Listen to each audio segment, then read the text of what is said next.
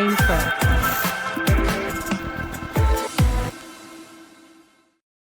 What's good, everybody, and welcome to Game Clique, the literal blackest video game podcast in the industry.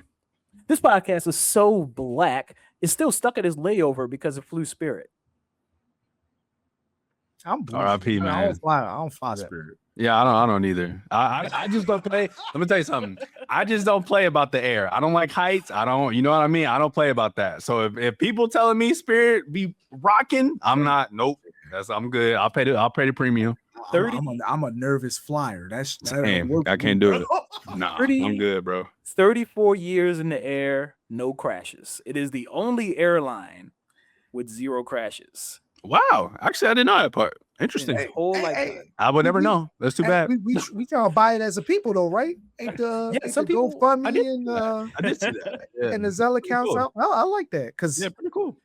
Oh man, I was about to get political for real, man. I was like, I might not fly Spirit, but we got to keep Spirit because as soon as it shut down, you saw all the other prices skyrocketed. I was like, nah. Absolutely. Yes. Yeah. I also never flew Spirit, but I understand why they I know you want fine. I know you want fine, man. I was talking shit. Like I said, bad and bougie, all of us, you know. Yeah. As always, I'm your boy, the Charm City Champ, and I'm joined here by the King of Strong Style, the King of Iron Fist, and our resident wise man, Hinokaga. I gotta relinquish that, man. Eventually, man. Like I can't. The Iron Fist thing. Yeah. Oh yeah, he ain't playing Tekken no more. No, I'm playing Tekken. Yeah. Oh, he said, "Don't get it messed up." That's all I'm playing. I just recognize that my brother is a little better right now. You gotta get the mantle back. It's like the Black Panther. Like y'all just are swapping the mantle. I'm happy pushing my brother forward. Actually, it's his time. I had my time. I respect it. How the FGC should be. Got to pass it. You know what I mean? Yeah. Hell yeah. Exactly. We also got the boss of the esports program for the University of Maryland College Park, Coach Physics. Happy to be back, man. I know we, coming off a show that I hosted. I saw some very nice comments and things like that from people. So I really appreciate it. Happy to be back. Always happy to talk games with my boys. And congratulations, right? The University of Maryland esports team just won a big 2K tournament. Yes, 2K national champions. We're the best 2K team in the country. So congrats to that team. And super happy about it. Also opening an esports facility soon in Maryland. So if you're, have kiddos or want to play some games in a facility, we are opening one soon. So stay tuned. Nothing but dubs. Nothing but dubs. But we're here to talk about sort of dubs. We're going to talk about 10 dubs in particular, the 2026 Game Clique Power Rankings. For those that don't know, that is a running current list of the top 10 games of the year that we update all the way throughout the year. We don't wait until December. Not Santa. Games what the hell? The objectively correct one. And not the ones with these gaming journalists. Other gaming journalists. Oh, come on. Because we gaming journalists, but we got some pride over here, you know. Yeah, we actually play the games. We don't. I'm not doing that. No, y'all play the games. I am all right. I'm broke.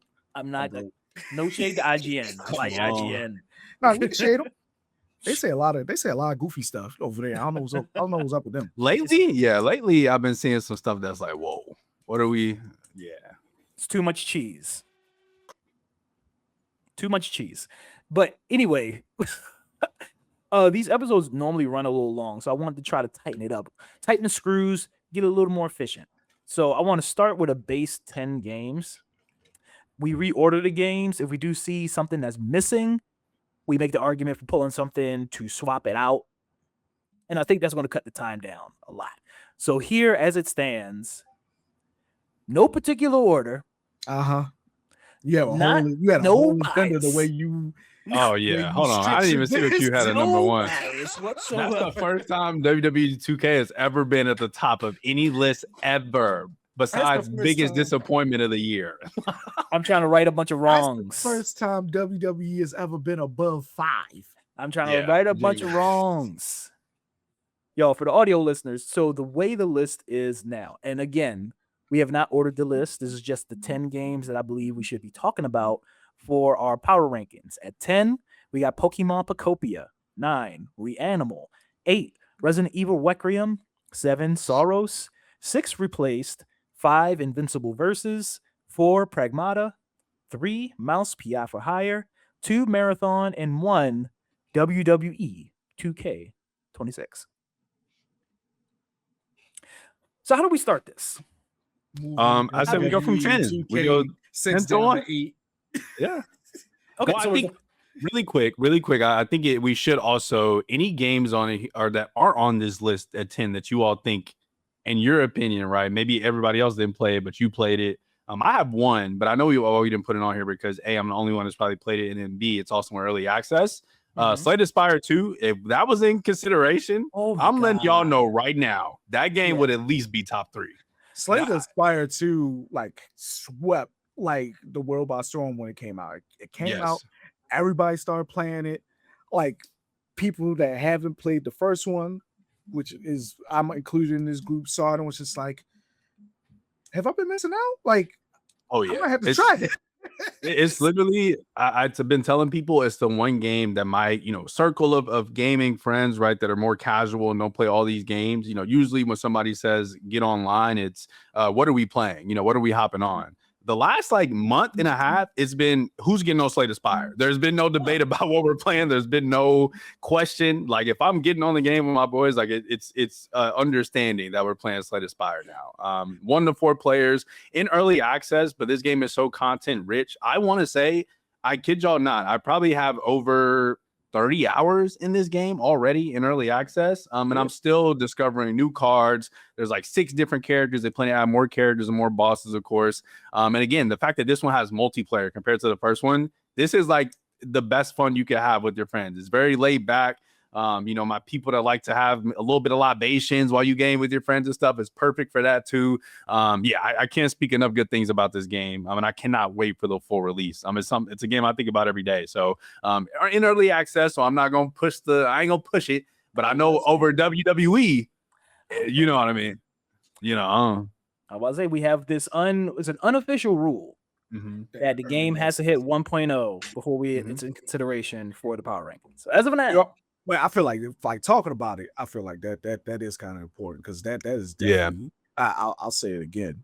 It swept the world by storm when it popped. Absolutely. Up. And people that I didn't even know played games were talking about it. So I definitely want to hop on it myself. And for it to be in early access and to be so content rich already. Whenever it does hit 1.0, it's definitely going to be one of those games that are probably going to get several different awards at the Game Awards. And I think the big thing too was making it co-op because the last one was a co-op, right? Right, it was a single player. Yeah. So doing that itself puts it in a whole different realm than where it was before. So I definitely want to play this some more. I need to put some time.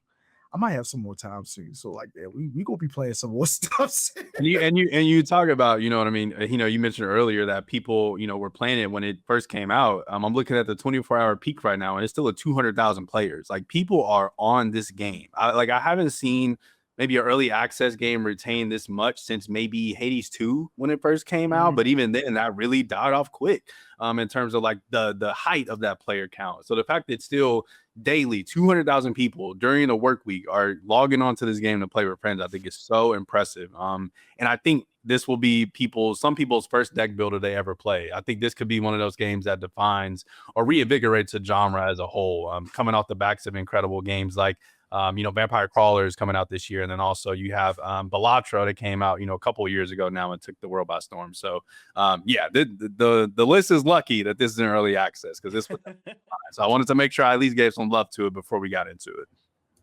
Brother, our cup runneth over. I don't know how to fit any of this stuff. I think we do also need to talk about another reason why one of the games that are the talk of the town we're not going to talk about today, and that's Crimson Desert. Oh. Ooh. And that's because who played it? So I get what you're saying about that. Yeah.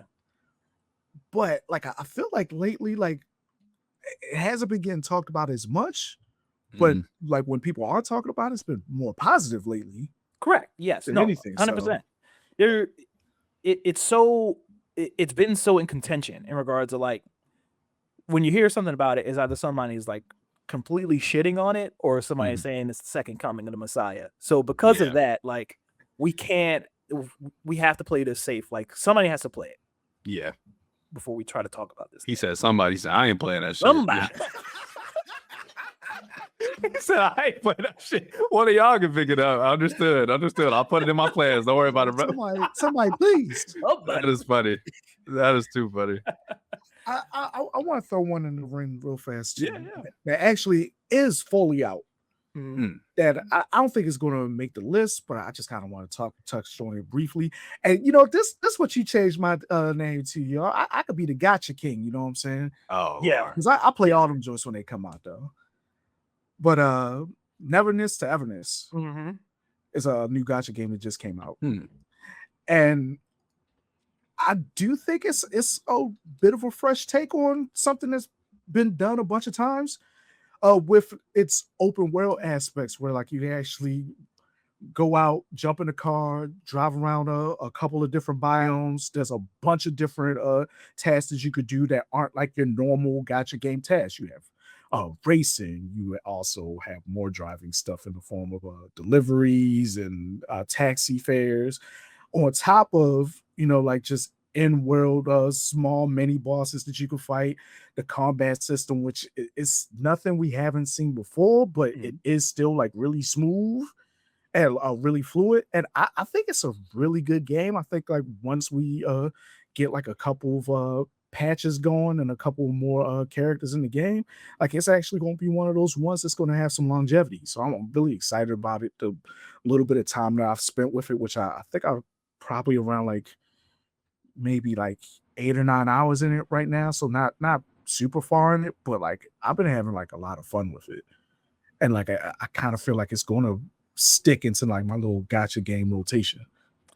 So, I mean, legit, is this something that you think we should talk about for consideration for this top 10 list?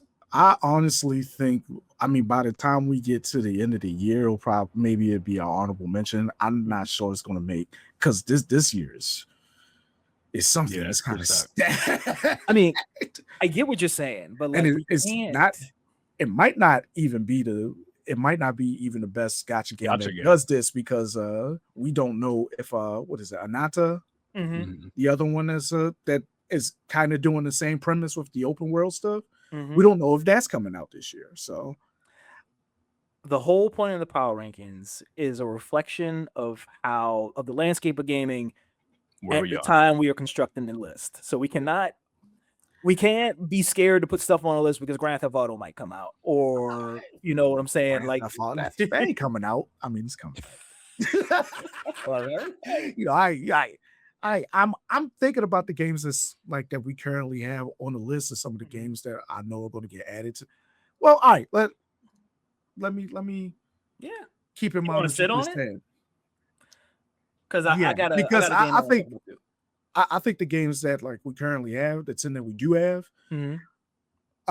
Only thing I would really put it over right now is WWE 2K, and that's just a personal preference. Because you're a hater. For sure.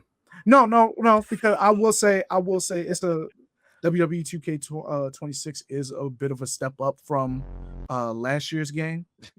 It's still fun with friends, but it's still also a 2K game. And I'm not trying to it is a 2K game. They normally kind of kick the same thing out every year with like maybe one tweak here or there.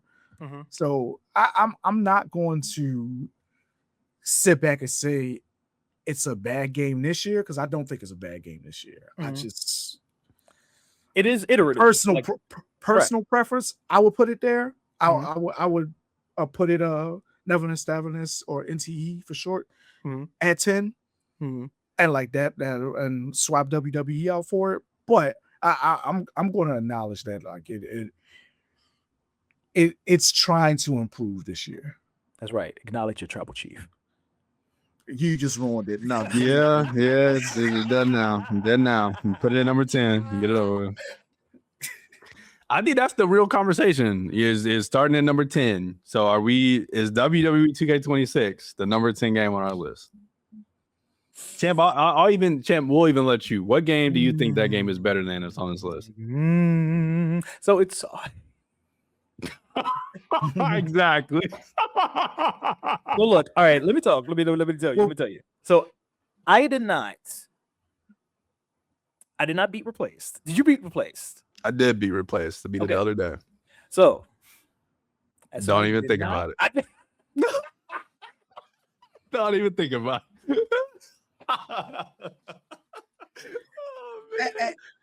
You know what? Hold on. Let me do something. As somebody who has seen some of these games in action and played a couple of these games in action, I could give you my bottom 3 in order.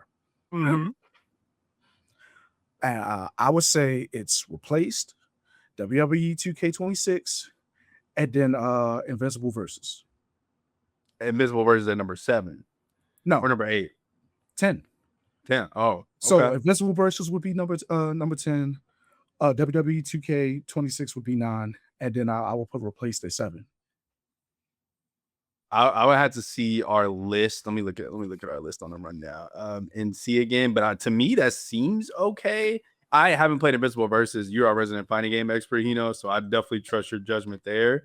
I will say I feel like as somebody on the outside, I've been hearing decent things about Invincible Versus though, so that confuses me a little bit. What's the story there? Yeah, I want to hear your opinion on that as the local man's. Okay, no problem. So literally, I spent maybe like 3-4 hours with the game today, like prior to this recording, and I understand why a casual audience would really enjoy the game.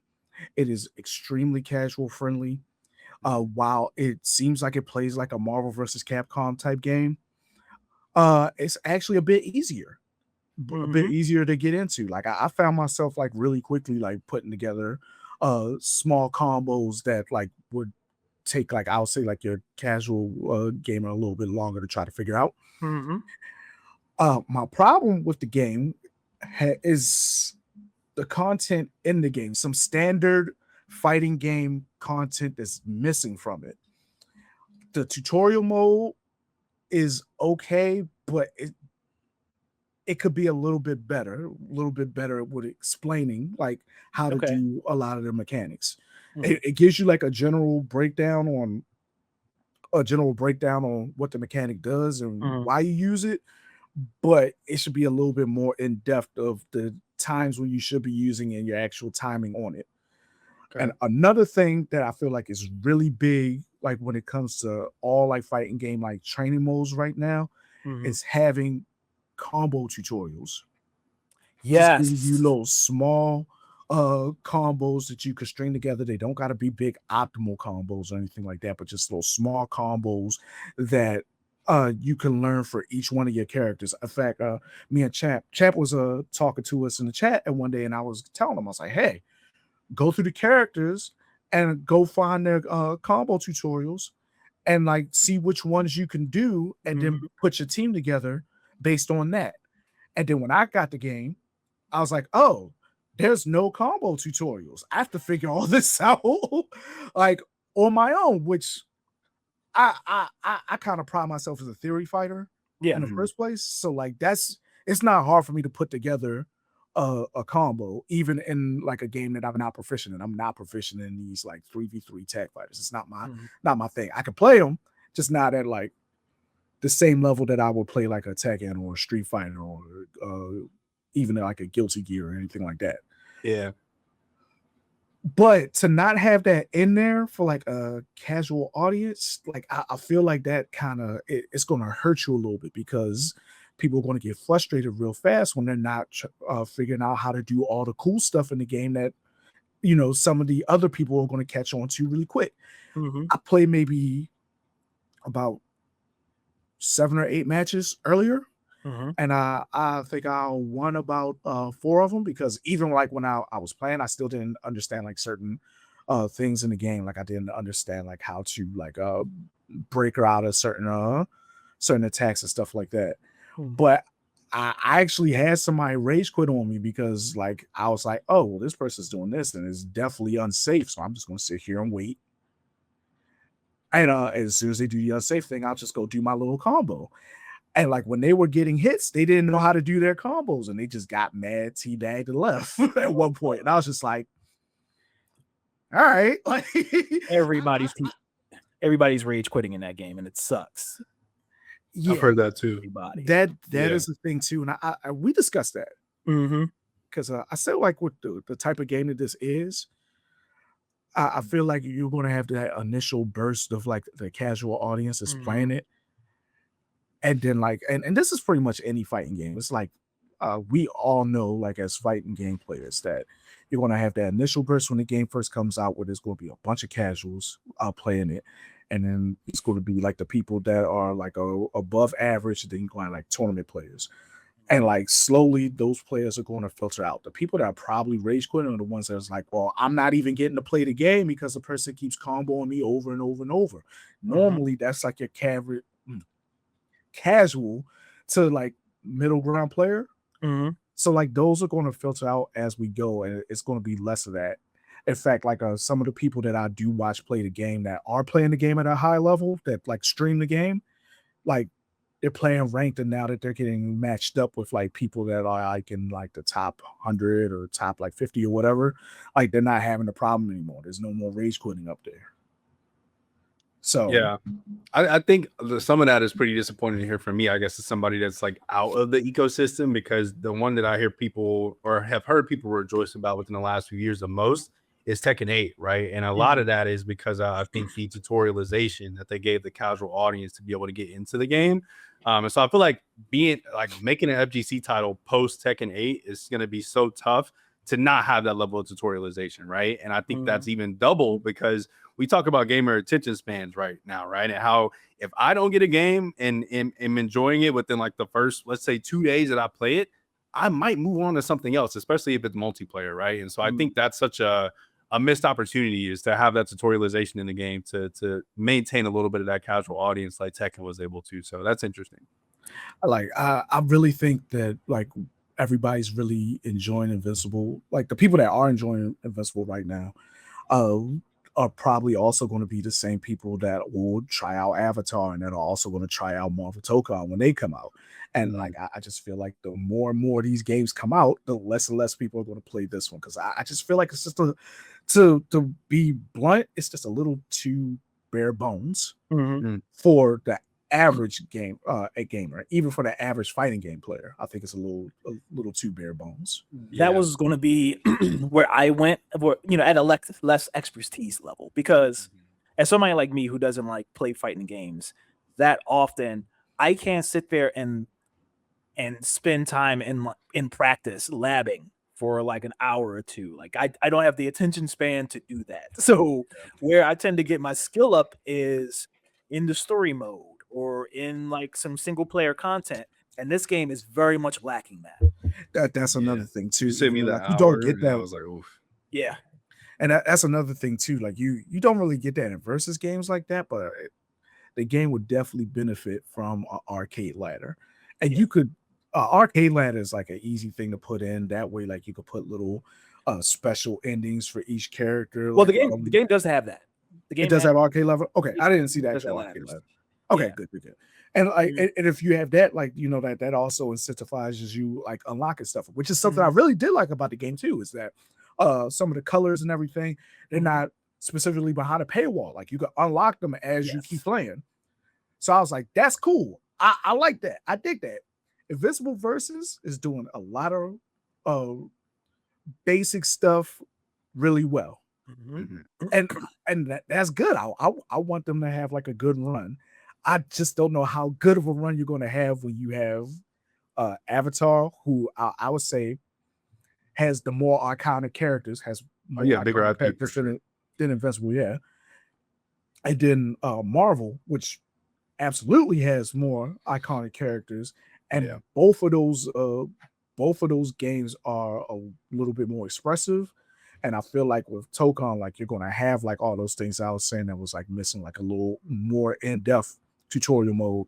And combo trials for your character. So like you Mhm. actually know like little small combos to send you on your way when you do go out there in the cold rank streets. You know what I'm saying? Yeah. So I they could add this in like later. I mean, like for God's sakes, like 2SKO had combo trials in it for every character. Mhm. So like for that to not be there, I don't know. It just rubbed me the wrong way for the casual gamer. Because Yeah. now I'm like, all right, well, like if you don't know how to do your combos properly, now like if you're dedicated, maybe you're going to go to YouTube and go look up a tutorial or something like that, Mhm. or maybe by chance you might figure it out. But just like you said, you don't have the time or the attention span to go sit down and lab in the trainer mode for an hour. Mhm. Like that's something like I love doing that. I did Yeah. that. Like, I didn't touch like I said, I didn't know there wasn't arcade ladders. I thought it was. Mhm. I didn't even touch single player. I was like, I'm not playing the story. Mhm. I'm gonna learn 3 characters. I'm gonna figure out their synergy. I'm gonna go hit the casual streets. Then I'm gonna hit the rank streets. Mhm. So I feel like we're confident in that placement. Then if Eno says 10, I think we're fine at 10. I don't think anybody's gonna argue that WWE should be higher. Surely not. Whoa. Surely not. So the way as we move some stuff around, we sounds like we have 8 through 10 cemented. 10 Invincible versus 9 WWE 2K26, 8 replaced. I'll go with you harder if you want me to, because I got my top 2 too. Jesus. All right, wait, top 2. Yeah. Okay, let's go 7. Let's go 7-6 first. Yeah, let's go 7-6. So I think the next debate that I'm having internally, did anybody else play Reanimal in here? I played the early demo. I did not play the full game. I beat both Reanimal and Replace. This one's a little tough for me. Yeah. I think I'm fine with where Replaced is though. And I think we could put Reanimal right after Replace, in my opinion. I really love Reanimal. I love my time playing co-op with it with my partner. It definitely gave me that itch back for that type of genre of horror game, especially coming off of how bad was a Little Nightmares 3, 4, whichever 3. Yeah. That one being as rough as it was, like really, I think put a damper on me to the point where I was worried about Reanimal, which is not fair, right? Because it's a different team, but even still, I was like, oh man, I don't know if we need this in 2026. It's the same genre, then at the same time, like it's some of the people that worked on the previous game, you get worried about it. Right. So I was a little worried, but going into it, I thought the aesthetic was really cool. I thought it was short and sweet too, is one thing that I think worked really, really well for it. It didn't overstay its welcome. I even think at some points I was like, man, I kind of wanted more. Like I wanted a little bit more content there with that particular monster, that particular scene. But I think everything it was doing in terms of like the some of the, I guess you want to call it cinematography of the game and the way they use lighting. I mean, I think also the sound design was also incredible in a lot of the parts. So I really enjoyed my time with it. I thought it was really, really good. I don't think it's anything that's going to reshape how you think about horror games or anything in that capacity, maybe like some of the games that we'll talk about later. But I think it was really solid. I highly recommend it to anybody that enjoys horror if you're just looking for a couch co-op game. So I think I'll put it barely over Replaced. I think Replaced to me, if I'm switching gears a little bit, just beat that game. Last week, I think I clocked in at about 10 to 11 hours when I finished it. So another game that's short and sweet. One of the things I will say is the biggest positive, this game has one of the most gorgeous art styles I've ever seen in my entire life. I will give you that. Yes, that like the environments matched with that pixelated like art style is just so good. I've seen a lot of people critique the combat and say they feel it's too basic. I think once they really get you into the parry system, the deflections and things like that, it really starts to shake up to where I really got into a rhythm and enjoyed it. And it even still challenged me in some parts. I have to replay some parts after dying in some cases. So I do think it starts slow. This is not a game that I could recommend to just everybody because of how slow it starts. I will give you that. But I'm telling you, if you stick with this game and get all the way through, I think some of the world building it has, this is one of the few games where I read every single note, every single thing I picked up. I was like, I need to know what's going on here. Like, what is happening in this post-apocalyptic world? So I really enjoyed it, man. I definitely recommend it. If you have an intense fan where you think you can sit and just look at a gorgeous game, I cannot recommend this enough. The story is really dope. But I definitely understand the pitfalls that it has. I know, Champ, you're looking to tell me the negatives that you had. So go ahead, let me know what's going on. I wish more games would adopt this whole. I can't remember what games do this, but you got to give people the option to skip your tutorial.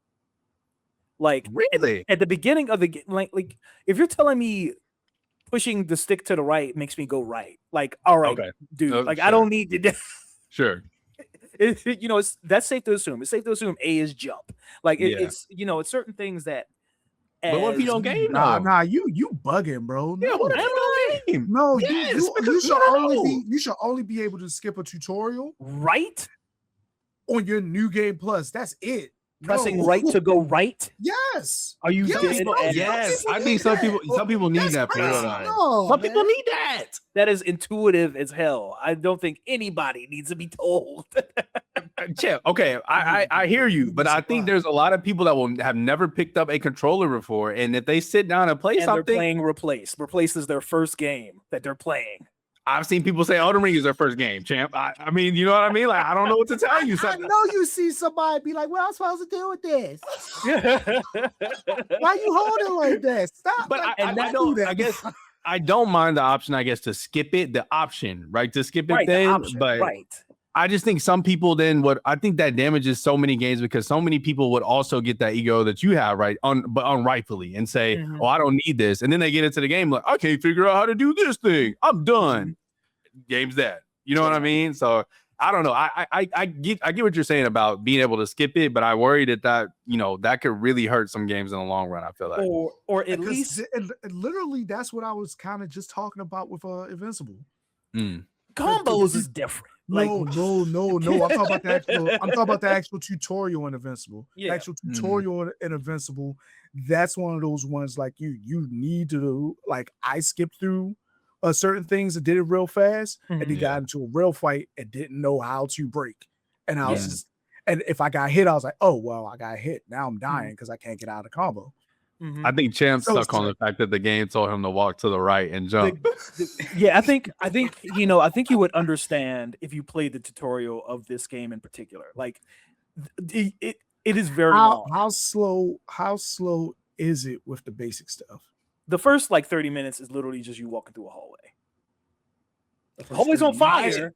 I need to replay it again because I think you might be holding this game. Yeah, I think you might be holding this game. I need to review my footage because I don't know, bro. 30 minutes. Yeah, that sounds excessive, bro. Like now, and like I said, I will agree that the beginning is slow. Like this is a game that you really have to like that first, I would say hour and a half, maybe. You're not disinterested, but you're like, where are we going? Like where are we going with this? What is the grab outside of the art style, right? So I definitely agree with you there. I just don't know if I felt overstated by the tutorial. If anything, I just felt more overstated by being in like the little hub world that they have for you without spoiling it, right? And interacting with some of the people. I was like, can I just go? Also, another thing about this game, very anti-cop and anti-establishment. Woke games are back. Let me tell y'all, beating the shit out of these cops in this game. I was like, yo, put it game of the year. I was like, while doing it, I was like, man. So yeah, there's definitely some stuff in there that I highly encourage people to check out. Don't let people saying, or even me saying that it starts slow, deter you. I still really, really enjoyed myself. So yeah, definitely highly recommend, but with reservations. There's definitely some glaring flaws. Yeah, that reminds me of another game back in the day that like I thought it kind of started slow, and then I dropped it until like I saw like later footage, and then I tried to go back and play it. What was it? Star Renegades? Yeah. I think the only game that hasn't worked for me for just a quick side note is Red Dead 2. I think Red Dead 2 is the only game that I started and I was like, I can't do this. And then tried it again and I was like, still can't do this. That's tough. That entire game is slow. That's not even I don't know. And I want to because people are held as like one of them, but like man, I don't know what it is about that game, man. I just cannot get through it. It is something I think everybody's experience. You might got Western PTSD like I do, bro. Oh yeah, that might be it too. I guess. The peoples ever kick you off the TV Saturday mornings to watch their Westerns? Wofford, Texas Rangers. Yeah, of course. So 10 through 7. 10 invincible, 9 WWE, 8 replace, 7 reanimal. I like that. Oof, I think we have to look at Mouse PI for hire. Yeah. Okay, I haven't played it, I feel like that's unanimous. Yeah, I haven't played it though, so I don't want to get too into critiques or anything. It is on my list to play by the end of this year. I think what speaks to it, I to me, it's even it's saying something that I'm looking to put this over Reanimal and Replace, and I played both of those. That's how much I'm looking forward to jumping into this game to play it. So haven't got to it yet, but definitely on my list to get to, and I'm hoping that it retains its spot after I play it. As somebody looking at that game that's interested but kind of like, I'm good. Like the art style pulls me in. And it makes me want to play the game, but then when I look at it, I'm just like, it's a first person shooter though. It's just a first person shooter. So I feel like it's getting carried a little bit by the art style. Oh, I mean, you're not wrong. I don't think that's a bad thing. Yeah, you're not wrong. It's definitely the initial appeal, right? Like you take the art style away, and even in this trailer, I'm trying to picture like, without the art style, does this trailer grip me, right, or make me go, oh, I need to play this? But I think that speaks to like, I think it's the same thing as saying like if Cuphead didn't have the art style, right? I think this art style is so endemic to what this game is that I feel like even so, like that's part of the stylization and like the swag, if you want to call it that, about this game, right? You take that away, it's like it's not the same game at that point. I want to say one thing too, right? It's just like, because I feel like when I say carried and other people say carried, it's kind of different. For sure. Because carried is not always like a negative thing, in my opinion. Yeah. Because like when you make yourself look so unique that it draws everybody in and it makes them kind of forget that, hey, you're just kind of playing a BioShock clone. Because that's kind of how I feel looking at it. Like it's like, actually, I didn't even think about it as BioShock. I was comparing it to like the old school, like Doom, Wolfenstein. But actually, like BioShock, I don't think is a bad comparison. Yeah, I mean, like just like how the guns work. Like, and like I said, this is just purely me looking in at it. So, like, I don't want to judge too harshly because I think, like I said, the artwork is incredible. The amount of work that had to go into animating and all that stuff. Thank you. Like, yeah. But Champ, have you played at the end of the day, it's the first person shooter. Yeah, I'm like 4 hours in. Okay. I'm 4 hours in. I'm playing it on Switch 2. I'm really liking my time. There are some gripes that I do have. The game has a detective kind of part where you're finding clues and you're taking clues back to like a corkboard and you're doing kind of the Alan Wake 2 thing. But the thing is really like Alan Wake 2, the way it tackled it, it was very much out of your hands, sort of. You were kind of, the game was kind of like solving the mystery itself and you were just deciding where the pictures go. This one is even more autoplay than it is in Alan Wake 2. Like it's very much just like surface level. You almost sold the game for me, and then it's right back. That part, I was like, wait a minute, it's a detective. It's an actual detective game. No. It is 100% just the shooting, and it's a collectathon, which that part I was not expecting. It does that very. I love it. Yeah, you like that. Damn. Ooh, banana. That's your thing. I hate that. I hate collectibles. I'm very much crazy. I think this is starting to become one of the most polarizing genres of games. Like I think you either love collectathons or you hate them. Like there's no in between. I think it's how it's always been like that though. Like you either like it or you don't. I just think more people liked it, and I think maybe the problem is now is that people don't have as much time to do that. Because that's also my problem. Because I'm looking at the game and I'm like, this might be one of those cool games that like I come from home from work, do a level, save, cut it off, and go to bed. And like do that on routine every night until I beat the game. Yeah. But like if I gotta go look for a whole bunch of stuff, which like you don't have I don't mind. Let me be clear, like you don't have to. Like the only collectibles that you have to get are the clues, and the clues are very much like on the linear path. If you are following Crash where you Bandicoot need crystals. to go, you will run into them.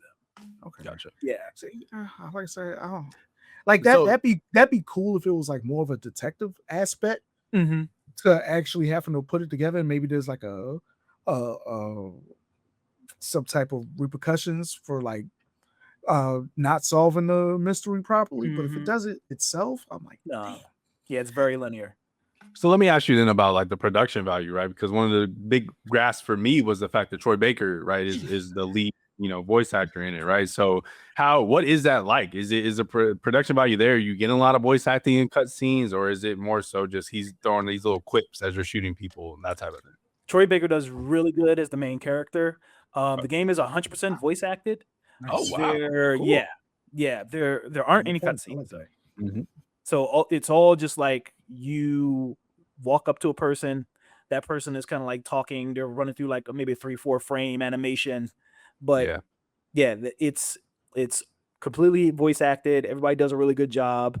The level in detail in regards to like everything matching that art style and everything being animated down to like if you're changing the ammo of each gun is also animated and alive. Like everything looks like it fits in that world, and that makes that world feel so good.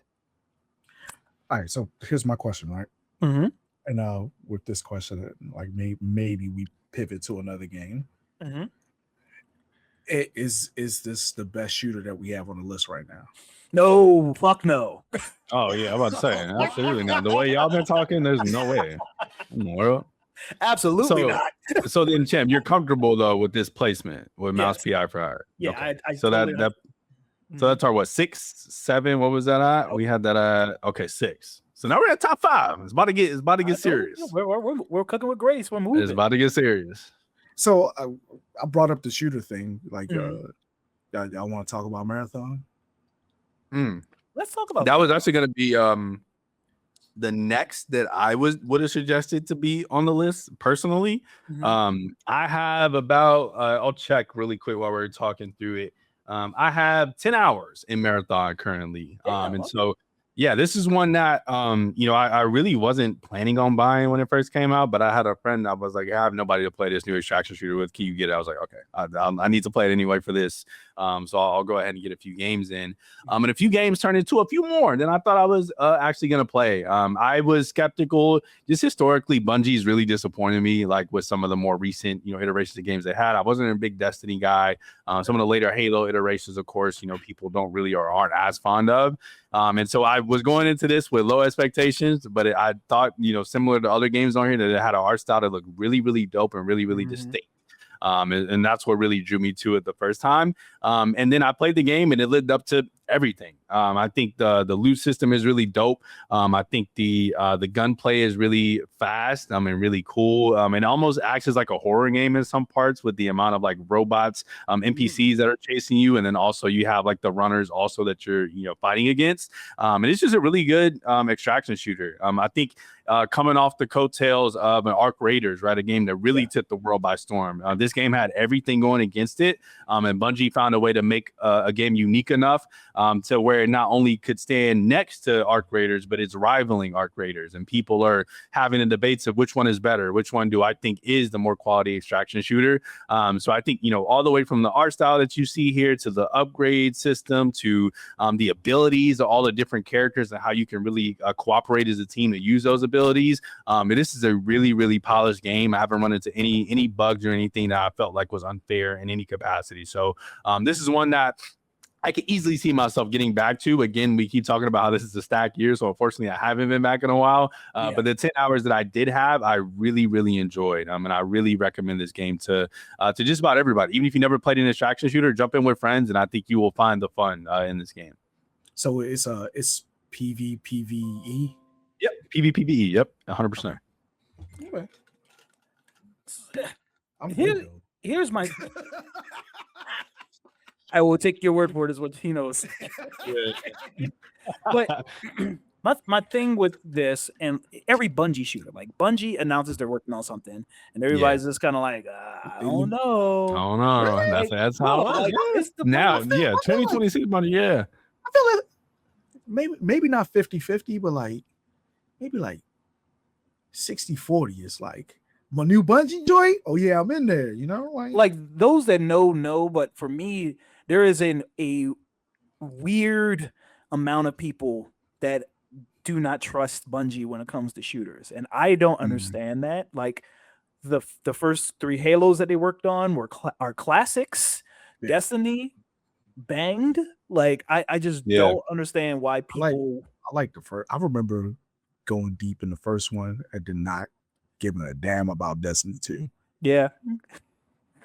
I think that's where a lot of it comes from, unfortunately. It's like Destiny 2, I think it's such a polarizing game where the people that love it. But then some people jumped in and were like, nah, this is just not it. And I think it being quiet from them since in terms of releases is why people, I think, had a little bit of reservation. On top of the fact that, again, this isn't that, right? This isn't a Halo PvP, we're spawning on the map shooting each other, right? This is a different even ballpark that they were trying to really go into, and a new IP on top of that, right? We've seen so many new shooter IP come out. High Guard, Concord, and like immediately, like they're gone. So I think this was one that they really needed to bake on and do well. You also had the stealing art assets thing that came out. I don't know if y'all remember that about this game, a few months ago leading up to it. That also, I think, put a bad taste in people's mouths. So for them to bypass all of that and still put out a game that people, are heralding as like one of the best shooters of the year, I think it says something. So I we talk about that there's that reservation when people or a Bungie announced that they're doing a game now. I don't think that same reservation is going to come post marathon. So I think they did exactly what they needed to do with this game. Okay. I also think I think when it comes to extraction shooters, you have like 2 fan bases. You have your ones that like the real fantastical ones and the ones that are just like kind of based on reality. Yeah. 100%. 100%. Highly recommend it, but I think at our place on this list at number 5, I think it's just right where it needs to be. Get out of here. Now for the other shooter that I'm sure y'all are going to. Well, actually, I guess we got to have a conversation. To me, there's 3 games on this list we got a couple that could be considered for next. Yes. I'm gonna just Champ, you ain't giving us your debut thoughts. You've been making us say what we think, and then what's number 4? What's number 4 for you? Number 4, I think, is it's hard to say for me. It's between Pragmata and Saros. Wow. And I'm only skeptical because I'm only on the 3rd biome of Saros. Oh, you're further than me. I'm still on the 1st, brother. I still would like to get further in Saros before I really make we're not even saying final verdicts here, right? Yeah. I really like Saros. Same. And I'm really enjoying my time. I think my reservations is a personal problem because I'm going into this wanting Returnal 2. And Saros 100% is not Returnal 2. And they said that. They said it was not going to be Returnal 2. They very much did, and I did not believe them. So I didn't believe the devs. So I'm going to hold it against the devs that I didn't believe what they said. That's some IGN shit right there, boy. I'm going to ask you a question, right? I'm going to ask you a question. I'm going to make you pivot. I'm sorry. So, like, with you saying like those 2 are your 3 or 4. Where are you putting Poketopia?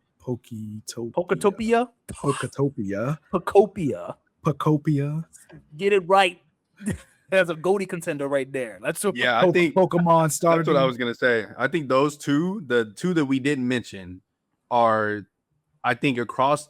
And of course, that doesn't matter for us. But I'm just saying in general. I think if you polled majority of gamers in 2026, I think those 2 games that we have not, or one being Pokopia, I think those would be interchangeable for 1 and 2 right now. Genuinely. So that's all right. Why? Pokopia is like you earlier. You talked about like taking a community by storm. Yeah, I haven't seen a game like. There's been so many games that have come out, right? For instance, that Nintendo has wanted to be system sellers, right? Whether it be DK Bonanza, Metroid, Kart World, all that, right? This is the game And how many times have I been on the show and told y'all, I can wait. I don't need a Switch 2. My partner came to me and said, it's time.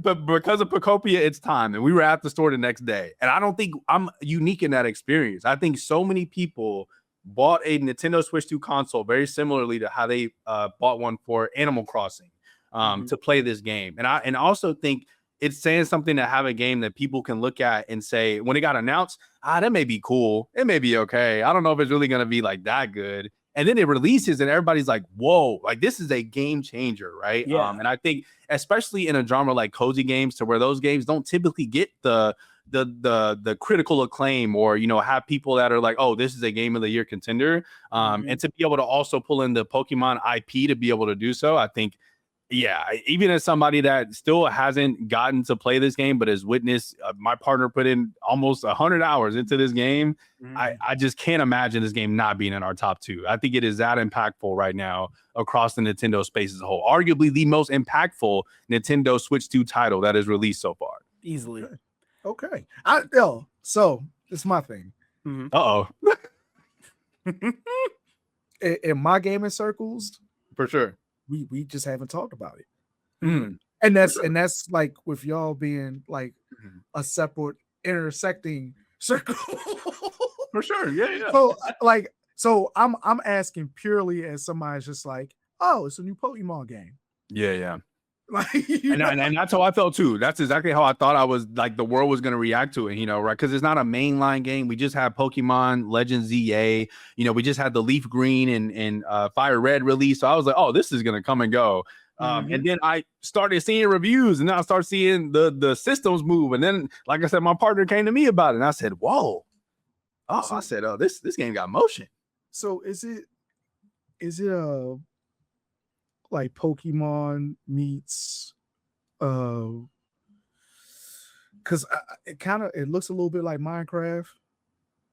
I would say that looks a little bit of like I would say a crossover between Pokemon, game, which we just Animal Crossing. Animal Crossing. Yeah, definitely. I think it's a crossover between all three of those: Minecraft, Animal Crossing, and Pokemon for sure. And I think it takes the best things from all of those games is the thing, and puts it all into one. So really, really good. Chan, what were you going to say? I know you actually played some. I like what you said earlier, bringing up Stardew, because one thing Pokopia does so well that I think Animal Crossing and a bunch of other cozy games that I played, and I'm not a big cozy game dude. Like I wish Reese was here to kind of speak her piece on it. Yeah. But there's a lot of lore hidden in the world that's so well done and so intriguing. Like Pokopia's surface level looks like a kid game, but the story is not anything but. What the F? Man, like you freaking like. Yeah, it's crazy. It's crazy. I don't want to spoil anything. Not that he don't like. Not you gonna play this, right? But I mean, if I get a Switch too, like, okay, I can see people are telling me about it. I am somebody that will fully play something that's out of my wheelhouse if the right people tell me, like, hey, it's fun, it's cool, and you know, if we can play together, let's play together.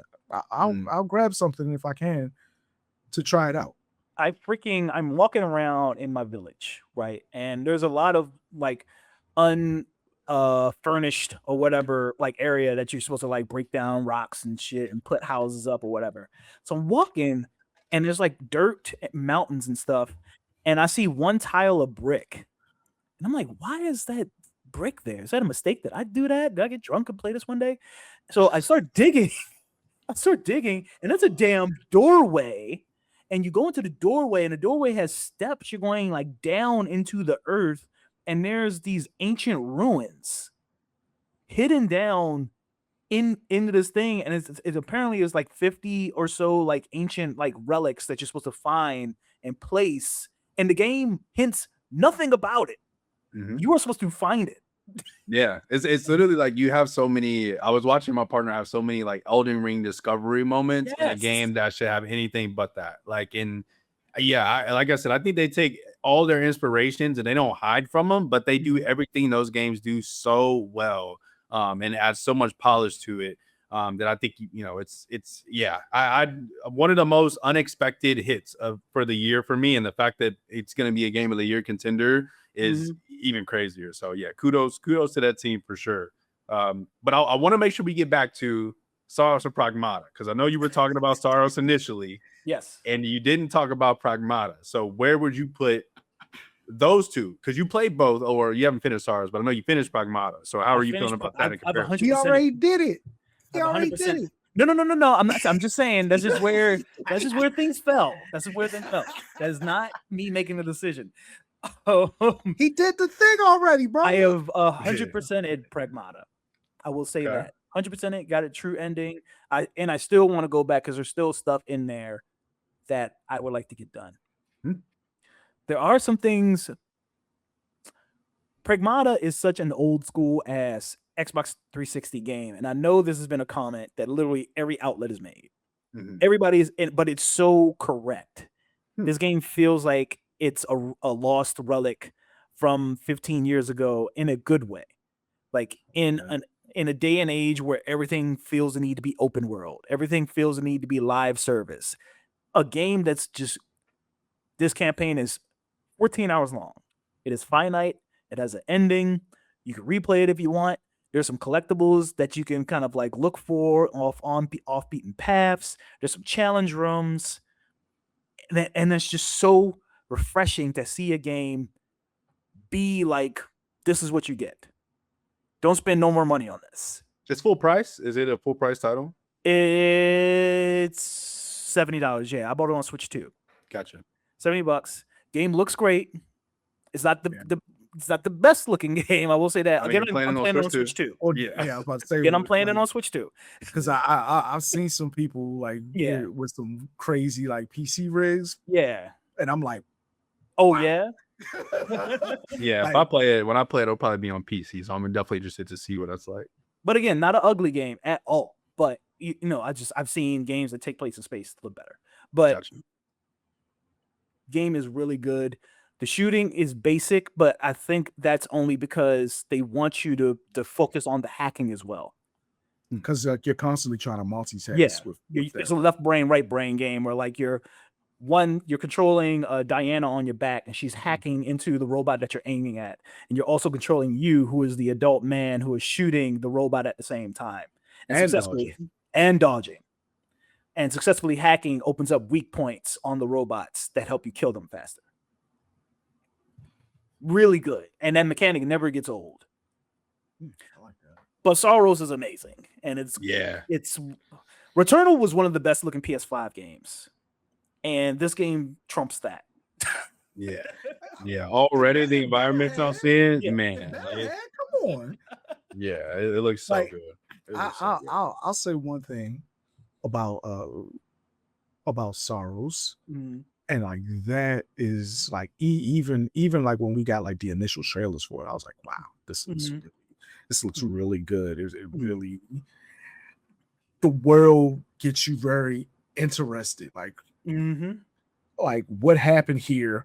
Why is all this going on? And then it's just like, oh well, rain of bullet fire. You know what I'm saying? Like now you gotta start dodging and shielding and stuff like that. So I was just like, this looks really amazing on paper, and like it's crazy because like I know it's disrespectful to say it this way, but like I kind of thought like not with Saros, but like when we got their first game that they put out, which Returnal, which I keep shit, but I was just like, man, this is a crazy game, but it is definitely one of them games that they put together to see like to test the limits of the PS5. Yes, it is definitely a tech demo game, even though it is a really good game. You can make a tech demo game and have a really good game at the same time. I mean, honestly, Nintendo's really good at that.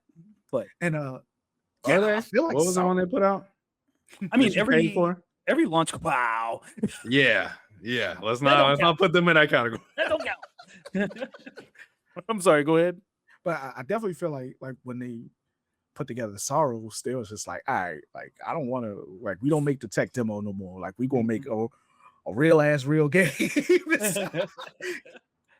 Cause we don't want nobody, we don't want no Hinos out here saying that. You know what I'm saying? So, yeah. And like that's definitely how I felt when I like originally saw the trailer. And it's definitely it's another one of those genres I'm just kind of like, But I do kind of want to try it at one point, and I will try it at one point. Just at the same time, y'all will. Yeah. This was definitely a day one cop for me. I have about 5-6 hours in it so far, so definitely still have a long way to go. Then nowhere near where Champ is. In fact, I think that first boss is whooping me, dog. Like, I don't know.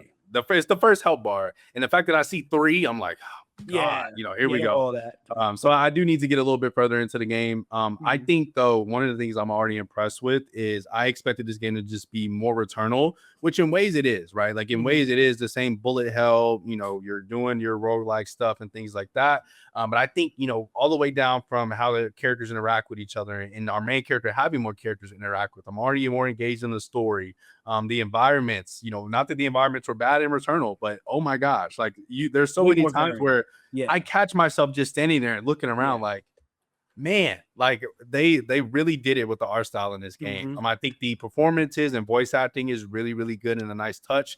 I think the enemy design is really cool, and even the way that the enemies are shooting, the different formations of the bullets are just really cool to see visually as well. So I'm really, really enjoying my time so far, and I cannot wait to jump back in. And I think this is a good entry point for people as well in comparison to Returnal. I think the permanent upgrade system that they have in the game lends itself to be a lot more player or beginner friendly than the progression that you saw in Returnal. So highly recommend this one, but I still have a long way to go.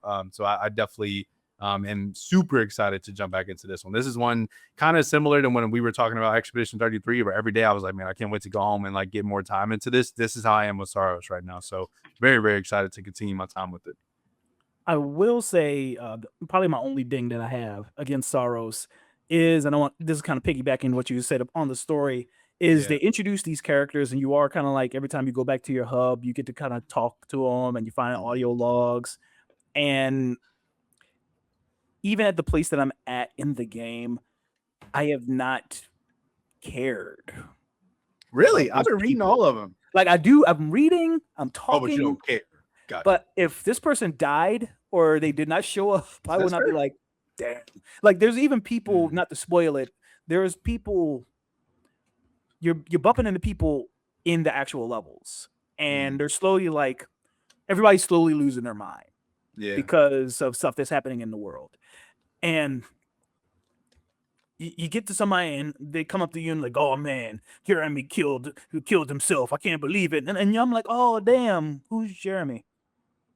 I don't know. Like the game wants you to care about these people, but they don't introduce them in a way. I don't know how to fix that.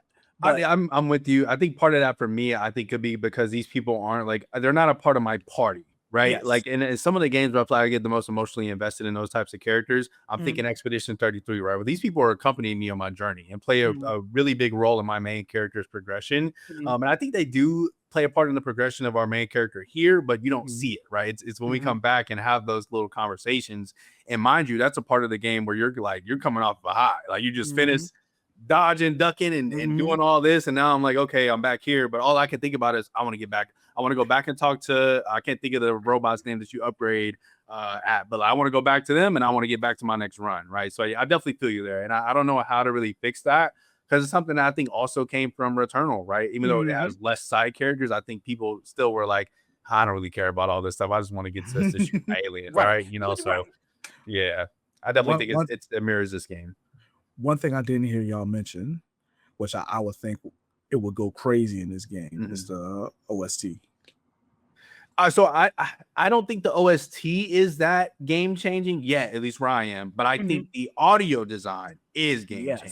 Okay. The way they use that controller audio is second to none. I will say, maybe besides like Astrobot that I can think of off top, right? But like, yeah, the way they're using the controller, the way the bullets sound, and every gun has a unique sound to it. Even all the way down to the way the enemies explode and the sound effects that come from that. Like, across the board, one of the most like audio I guess satisfying games that I've played in like recent memory. I think it's really, really good what they did with the audio design here. Yeah, it's like, I'm glad you stepped up from the controller speaker and you said the whole controller, because I don't know if there's a PS5 game outside of Astrobot, and that's even like a close second in regards to how Housemarque uses the DualSense. Like the way they map the trigger to where, like, if you're just pulling the trigger down, the left trigger down slightly, right? Like if you pull the left trigger down halfway, it changes. It creates an alt fire on your weapon, on every single weapon. Okay. So the way that it feels, and it feels so intuitive. So like the trigger kind of has this built-in brake where it stops you from pushing all the way down unless you intentively do it. And that feels so good. And natural. Yeah. I was a little worried because, one thing Chip didn't mention is that if you hold it down all the way, there's another ability that's like an arm, like explosion thing. And I was worried about that at first because I was like, two different, types of fire on one trigger. How's this going to work? But I think, like you said, the haptics are built in so well that you never do it by accident unless you're just like really in an intense fight and don't mean to. But I haven't found myself making that mistake yet because of how well they have it built into the controller. So that's a good shout too. I'm trying to remember because there's a few games that I've played that are kind of like that, where it's just like there's differences between like full trigger pulls and then like pressing down. But like I can't really even think of the games right now. So like the fact that like that's one of the things that y'all brought up immediately is like, okay, like I see you. Yeah, it sounded a little tech demo, but I'm at the same time. But man, I'm really enjoying my time with it. I cannot wait to get back. I like that. Like, like sometimes you gotta get a little freaky with the system. You know what I'm saying? Like, you got a powerful system. You got all these different peripherals that do all these different things. Utilize them joints. And like it sounded like if I want to have like the full I was about to say Returnal. Yes, Saros experience. I need to get the PlayStation headphones, with the good surround sound. I gotta get me that PS5 Elite DualSense. You know what I'm saying? Like, yeah, it's. I definitely think it's one of those games that would make you think that way because my first thoughts when I was playing it were like, man, I wish I had an OLED TV. One of my immediate thoughts was like, man, this looks so good on the OLED TV. And then I was also like, man, I wish I had a PS5 Pro to play this game. Like there's not many games yet that have really made me feel like, man, a Pro will really enhance my experience right now. This is one. Of course, we have ones like, if you want to say Resident Evil 9, right, and things like that, but this is one that I've definitely looked at my tech and been like, man, maybe I need to upgrade some of this stuff so I could really see what this game is like. So yeah, I cannot recommend it enough. Even if you feel like you're not into shooters as well, the last thing I'll touch on with it is so accessible as a shooter. Like you can shoot in the vicinity of the person and bullets will still hit, but they hit more obviously if you're aiming directly towards that person. So even that alone, right? Think about how many people have issue with like moving the camera and the movement stick at the same time, right? So even still having them be able to have some kind of fun with this game and some kind of progression, I think is so good for accessibility, especially in comparison to Returnal, because Returnal is not accessible. That game will beat you into submission. So I really appreciated them, maybe not for me because I'm fine with the difficulty, but for newcomers, I think it's so important of how accessible they made this game from a difficulty perspective. So like I said, can't recommend it enough. So I'm happy with the placement. I want to see it again. So you're saying Saros over Pragmata right now? Yeah, honestly, the way the list is now, I think I am good. Really? I'm ready to bang the gavel. Okay, because I feel like we kind of touched on Resident Evil Requiem so much. How much more can we say about that? My thing is we kind of got to wait a little bit and see like what this DLC that they're talking about is going to be, because like that will determine if it keeps going on as like our number one, because at one point in time it's like, we're kind of done. We're done with the game. Yeah. So like once a lot of these other games come out, because I already know as long as the game doesn't fumble the bag, I'm be like, hey, one of these games gotta go. We gotta put 007 on here. Oh yeah, it sounded really good. Yeah.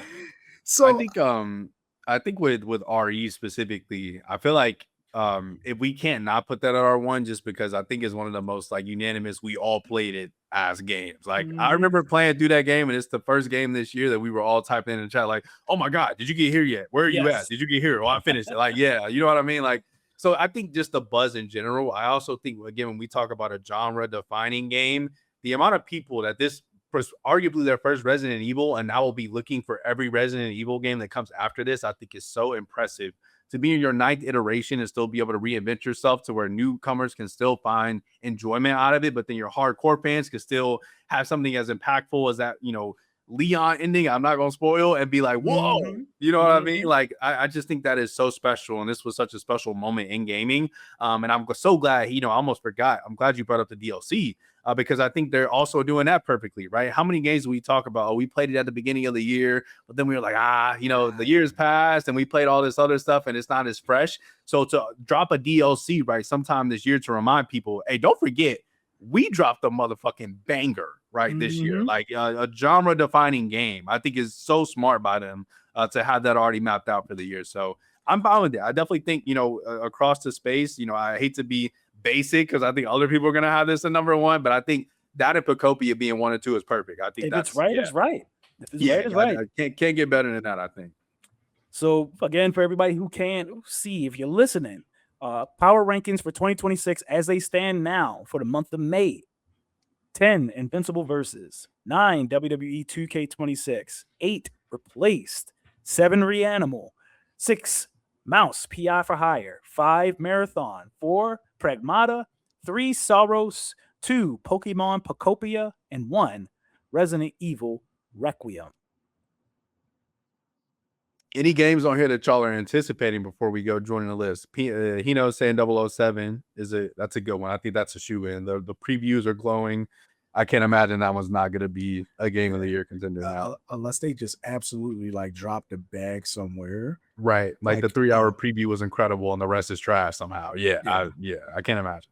I will openly state that I think that Invincible versus slot, I think it's going to shift as the new fighting games come out. So I think pretty sure it's going to go from Invincible versus to Avatar to Tokan, and then we'll have we'll probably wind up having a big decision about that later down the line. I'm thinking for me, one that I think could either be on the bottom, like and not even come close to making this list, or it could be in our top 5. I'm really still hopeful about Phantom Blade Zero. I am, man, like I there's a lot of it is one of those games that I look at, and every time I watch a trailer or see gameplay of it, I'm like, this game looks too good to be true. But I'm hoping it's not. I'm hoping that when we actually pick it up and get some hands on with it, that we actually feel like it's fluid, right? We're having a good time. I think I'm excited that it's not trying to follow the traditional Souls-like method. As the Souls person, y'all know I love those games. I feel like we started to hit a point where we're a little oversaturated. We're doing a little too much with that. Just genre. A little bit.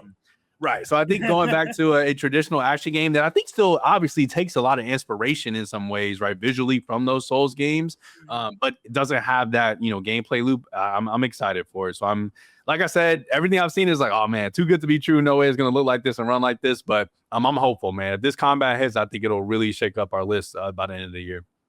I think our list is going to change a lot. But I kind of got a feeling by the end of the year, we might have 3 Capcom games on this list. Musha? Yeah, I think only Musha is going to surprise some people because I kind of feel the same way that like you're talking about Phantom Blade Zero. It's like, all right, we got a good action. And it's during the time. It's an old Capcom title that like a lot of people haven't seen in a while. So you're going to bring back the old fans of it. And then like just because of the way it looks, you're going to get new players that want to play it too. And to be perfectly honest, let's kind of talk about it a little bit. But Capcom hasn't missed banger after banger. Yeah, like maybe they haven't been lasting as long, but like last 4 or 5 games have all been top-notch games from them. They're on fire right now. Yeah, I'm not gonna lie to y'all though. This is the one that I've been the most worried about for them going into this year. Onimusha is the one that I like seeing everything I've seen. And I think trying to match the tone of the original games as well and make it fit for 2026 has had me a little bit worried. I'm hoping that I'm wrong again. But even still, even if this does hit, I don't know if it's going to be as big of a hit as a Pragmata and a Resident Evil this year. I think this will be the one that we talk about towards the bottom of that list. But hopefully I'm wrong because this is definitely my, my aesthetic, my kind of game. I don't know. Something about this one, I feel like this could be the one that they slip. like I said, I feel like it could, but I don't feel like it. Even if it does slip some, I think it still might wind up being miles better than like a ton of other action games. So I just feel like it's going to be on the list. I'm not saying like all the Capcom games might be top 5, but I think it will wind up sliding on the list. And even still, even with 3 on the list, that's still an incredible achievement for that studio. You know what I mean? Like, even if it is just we got to send them something. Right. They put out, putting out two potential game of the year contenders for some people, and then also putting out a game that's just good is still a great year. Like, that's still a very like a year that we're gonna look back on when it comes to gaming in general. So I hope they knock it out of the park. I really do. The big elephant in the room, right? Yeah. I'm about to say, right? I was sitting there, I was like writing down games, and I was like, hold on. GTA 6.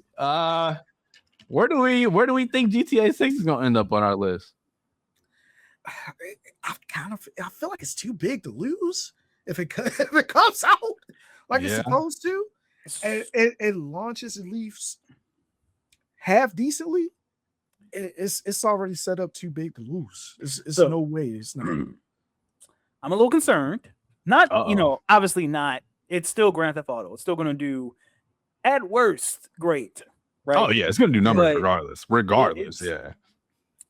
We got the reports that they're not going to focus on the PC version. They're only launching on console. PC port will come later. And we got the reports that a guy claiming to be a QA at Rockstar reviewed them on Glassdoor.com and said how for the past 2 months they have been working unpaid overtime until 3 a.m. Yeah. Oh my God. So that doesn't bode well with them being on schedule. That is not a good sign. Oh man. But I thought they also came out recently though and said that they don't plan to ship today. I thought like they were pretty confident in their date now. Yeah, I mean I hope so. I hope they do make it. November is still kind of a long way away. Yeah, they got a little bit of time. But I think of a game this scale though, I see why you're a little worried about it though. Yeah, for sure. I hate the unpaid overtime thing. I hate like the crunch. Yeah. And like even with me wanting this game to get pushed back, to next year, just to spite champ, you know what I'm saying? At the same time, like take care of your workers is what I'm trying to get at. Like I'd rather you have healthy workers and have a game come out a little later, right? That winds up being a masterpiece than having a masterpiece that's asterisk. We killed our workers to get this out. Yeah. So, I guess one thing I forgot about though with this game is just how much how many stakeholders are depending on this game, right? Sure. Like you talk about there are people that have not upgraded from last gen consoles, y'all, because they are waiting to upgrade for this game. Like, and I think Sony and Xbox both are anticipating some console sales, right? You have people that are making content and doing PR marketing for these different entities that are depending on this game to come out because it'll be a big pay cycle for them, right? So I think it's just crazy that, Rockstar not only has to worry about their internal stakeholders and also their stakeholders financially too, right? That are depending on this game to come out, but then also all these external factors and how this just shapes this game getting delayed again shakes the industry in general, right? And changes so much. So I think they feel that, and I think they feel that we cannot, delay this anymore. But I think that also puts them in a scary position, right? Because how far are you willing to let this go and be broken or not in its final iteration while still saying we got to release it? What is the push and pull there? I think that's what they're gonna have to reckon with over these next few months. Hey y'all. Well, we did the thing. Here's the power rankings again. Invincible from 10 to 1. Invincible versus WWE 2K26. Replace Reanimal, Mouse Piaffa, Higher, Marathon, Pragmata, Saros, Pokémon Pokopia, and Resident Evil Requiem. Let us know in the comments if you agree or if you don't agree. What's missing? What shouldn't be here? Let us know. I'll tell you what they... Hey. Actually, don't say that. Don't put it in the comments. Oh man. You can find us on all social media platforms, whether that be Facebook, Instagram, Twitch, Twitter, TikTok, Blue Sky, Threads, and LinkedIn. We not hiring though. At Real Game Clique. If you got a question and you want to email it and it's longer than maybe 2 or 3 sentences, you can email us questions@realgameclick.com, or you can call. Yeah, but I said there's somebody calling right now trying to make sure to follow, make sure to sub on youtube.com/@realgameclick. Hit that bell, hit the like, so you don't miss any of our podcast clips and IRL content. Find us on your favorite podcast platform, whether that be Apple Podcasts, Spotify, Google Podcasts, or wherever you like to listen. Search for Game Click with the ones with the blue icon. As always, get good, be good, stay good, y'all. We're out. Game Click.